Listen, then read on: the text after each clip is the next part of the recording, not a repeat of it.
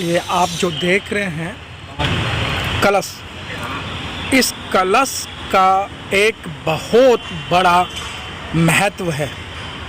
इस कलश के अंदर बाबा साहब डॉक्टर भीमराव अंबेडकर जी की जो अस्थियां हैं वो यहाँ दर्शन के लिए रखी गई हैं। 6 दिसंबर 1956 को बाबा साहब भारतवर्ष की समस्त जनता को रोते बिलखते हुए पंच तत्वों में विलीन हो गए और आज बाबा साहब का जो 66वां परिनिर्वाण दिवस है, डॉक्टर अंबेडकर भवन के अंदर हजारों लोग यहाँ आए और बाबा साहब को श्रद्धा सुमन अर्पित करते हुए उनको आज याद किया। भारत ही नहीं, आज विदेश भी उनको याद कर रहा है। और आप देख सकते हैं कि इस समय जो क्लास है, क्लास के अंदर बहुत अच्छी देख रहे हैं आप बाबा साहब की स्टैचू।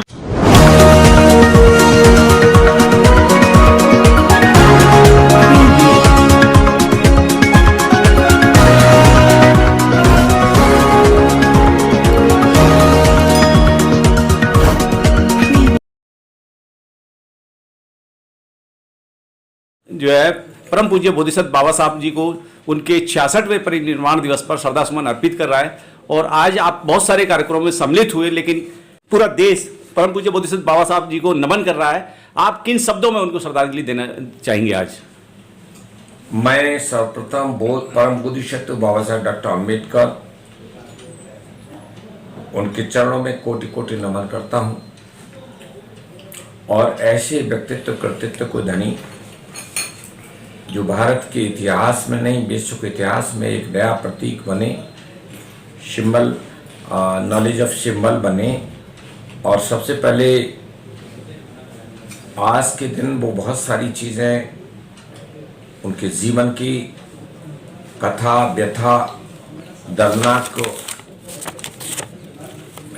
जो चीज़ें रही हैं, परिनिर्वाण दिवस या पुण्यतिथि, इन सब का कारण होता है कि हम किसी व्यक्तित्व कृतित्व के जीवन की उस परिकल्पना को सोचते हुए हम अपने जीवन में धारण करें, उनका अनुसरण करें।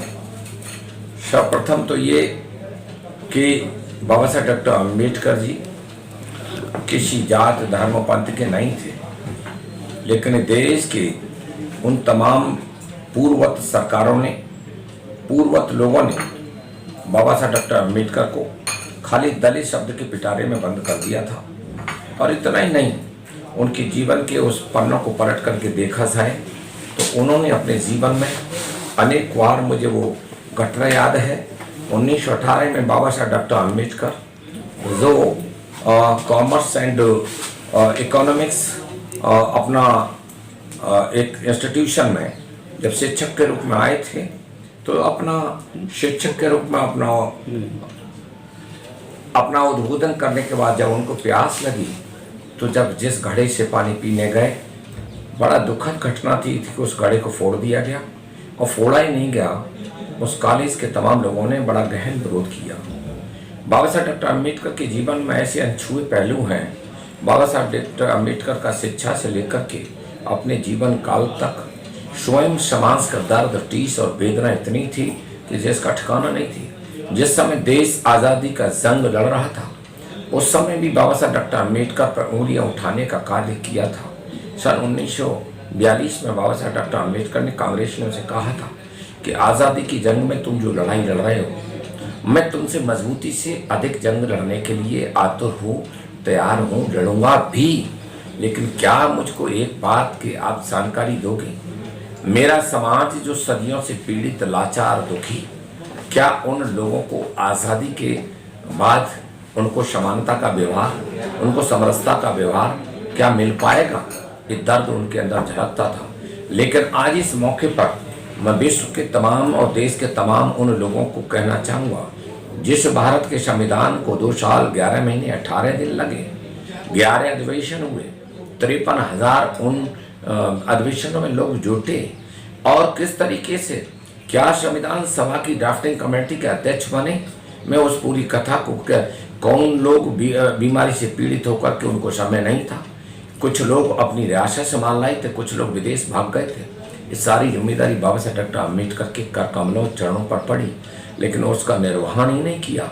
बाबा साहब ने अपने जीवन में बहुत ही संकट, अस्पृश्यता, अपमान भरी जिंदगी को जिया, लेकिन जब संविधान लिखने का वक्त आया तो उन्होंने भारतीय संस्कृति और भारतीय पताका को किसी दर्द से लिपटने का काम नहीं किया, किसी जाति धर्म से सोचने का कार्य नहीं किया।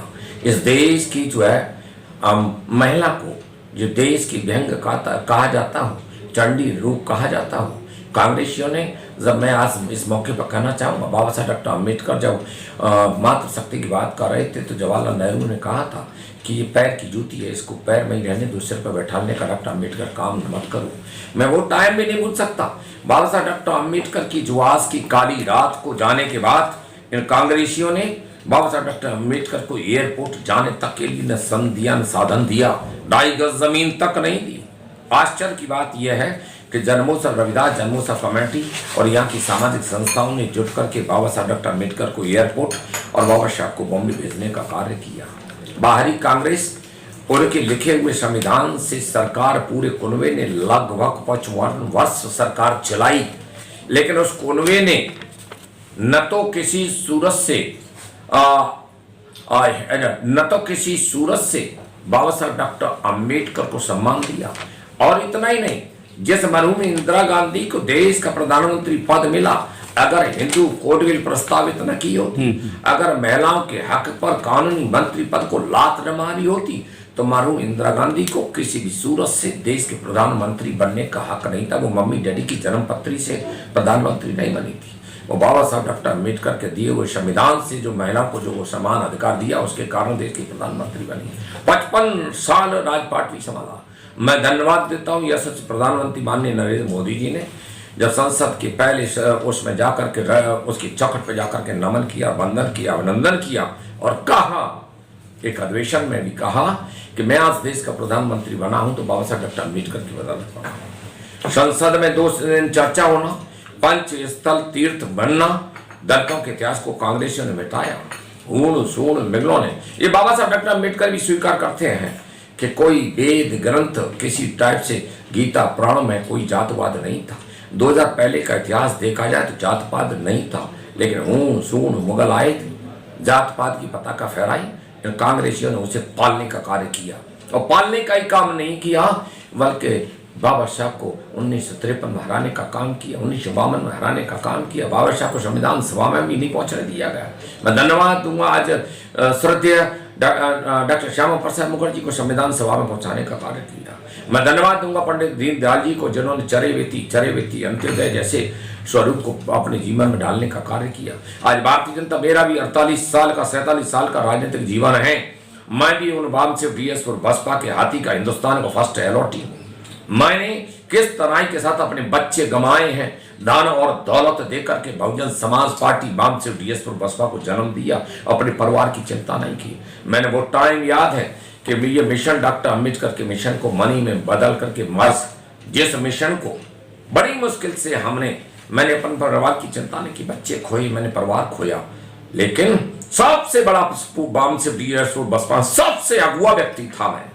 और अगुआ अपनी वैचारिक क्रांति, बाबा साहब डॉक्टर अम्बेडकर चिंतन, अपने समाज की सोच। मुझे खुशी है कि भारतीय जनता पार्टी में आया, यह सुना जाता है, किया भी जाता है। भारतीय जनता पार्टी में पंच तीर्थ स्थल कोई नहीं, आज देश में 26 नवंबर से लेकर के 6 दिसंबर तक पूरे संत पुरुषों को रविदास जयंती पूरे देश में मनाने का काम किया जाता है, महर्षि वाल्मीकि जयंती बनाने का काम किया जाता है, झलकारी बाई बनाने का काम किया जाता है। जब आया तो मैंने भी कहा था कि समरसता का अर्थ समानांतर, समानांतर का अर्थ बराबरी है।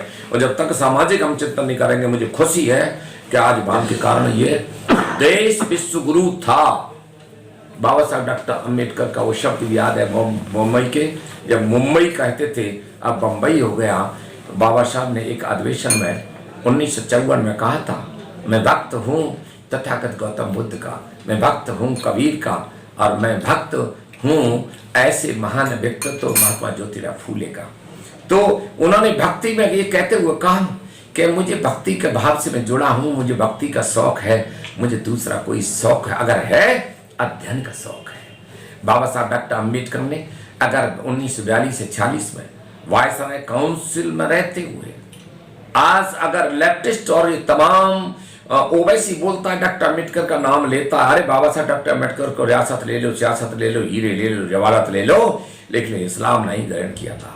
बाबा साहब डॉक्टर अम्बेडकर में हिंदुस्तान की संस्कृति में पलने बढ़ने होने वाला बौद्ध धर्म ग्रहण किया था, क्योंकि भारतीय संस्कृति के स्वरूप में वो धर्म था। बाबा साहब डॉक्टर अम्बेडकर को जब 1942 से 46 में जब मजदूर और श्रमिक के हक की और मालिक के हक की और उस सारी चीजों को चिंता करने का काम किया, तो लेफ्टिस्ट सबसे बड़ा घोर दुश्मन मानते थे डॉक्टर अम्बेडकर को। आज किस मुंह से लेफ्टिस्ट कांग्रेसी बात कर रहे हैं? बाबा साहब डॉक्टर अम्बेडकर को मैं तो धन्यवाद देता हूं। मैं चिंतक हूं, वैचारिक हूं, और मैं दलित सोशल समाज के भाई, आप पिछले इतिहास को देख लो, आपके बुजुर्गों को, आपके पूर्वज को डॉक्टर अम्बेडकर को सताया, भारत रत्न तक नहीं दिया, उनको 2.5 गज जमीन तक नहीं दी। ये सरकार आपके पंच तीर्थ स्थल बनवा रही है। रमेश रतन जैसे व्यक्ति को चेयरमैन बना करके मुझे किसी ने टोका नहीं, किसी ने रोका नहीं। आज रेलवे में मैं rate no bill no payment, और एससी का वहाँ SC ST OBC का कोटा प्रॉपर है कि नहीं, और सफाई कर्मियों की चिंता करने का काम मैं कर रहा हूँ। और मैं बड़ी दृढ़ता के साथ पिछले काल में मैंने 200 स्टेशन 17 राज्यों को कवर किया। अभी भी साउथ वगैरह कवर करते हुए हैदराबाद, सिकंदराबाद, काचीगुड़ा, नेल्लूर, गुंटूर, गुजरात और बनारस, और अभी यूपी के क्षेत्र में करके आया हूँ। मुझे खुशी है कि एक अच्छे कार्य करने का मुझे मौका मिला है। दर्द मुझे इतना है कि मेरी भी आवाज़ देश के कोने तक, मेरे समाज के भाइयों, बाबा साहब डॉक्टर अम्बेडकर को आपने अपने दिल में बना करके एक जागरूक समाज बनाया था।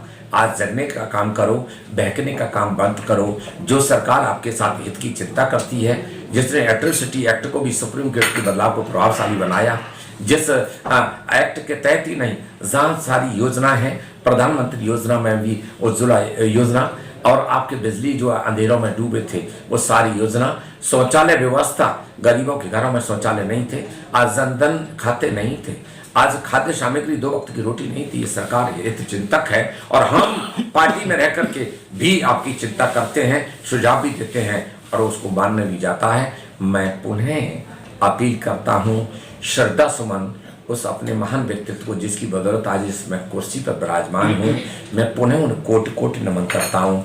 अपने भाइयों से अपील करता हूँ कि अम्बेडकर मिशन को आगे बढ़ाना है, भाईचारा बढ़ाना है, बंधुता बढ़ाना है, देश की एकता, अखंडता, नए श्रेष्ठशाली भारत को श्रेष्ठ भारत बनाना है।